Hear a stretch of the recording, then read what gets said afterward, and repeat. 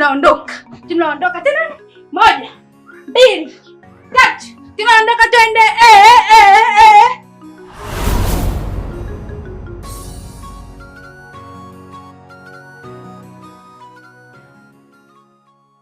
Mume wangu.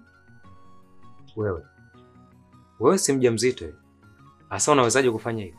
Hamna, niliambiwa niwe nafanya mazoezi hospitali. Kwa hiyo ndo nilikuwa najifanyisha mazoezi hapa. Alafu mbona sijawahi kusikia ukiniambia kuhusu kliniki au ukienda kliniki? Oh, kliniki. Hata hivyo nilitaka kesho nianze. Kwa hiyo nilikuwa nakusubiri urudi ili nikuombe nauli kesho niende. Sawa. Hata hivyo tutaenda wote. Sababu kuna faida nyingi za kwenda na mwenzako kliniki. Na pia kuna vitu vingi ambavyo tunatakiwa tuvifahamu kwa pamoja. Na pia kuna swala kama la kupima afya zetu. Kwa nadhani kesho tutaenda wote. Amna, nitakuwa tunakusumbua bure. Maana unatakiwa uende kazini, tena unipeleke kliniki. Nitakuwa tunaenda mwenyewe. Sumbua? Yaani swala linalohusu kiumbe changu alafu nasema utanisumbua?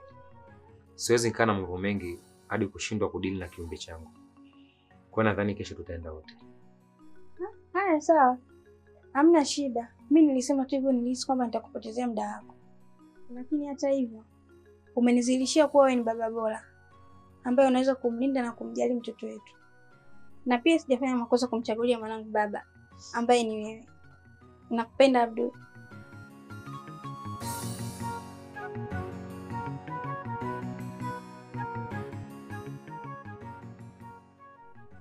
Hapa sasa itabidi nimpange daktari mapema.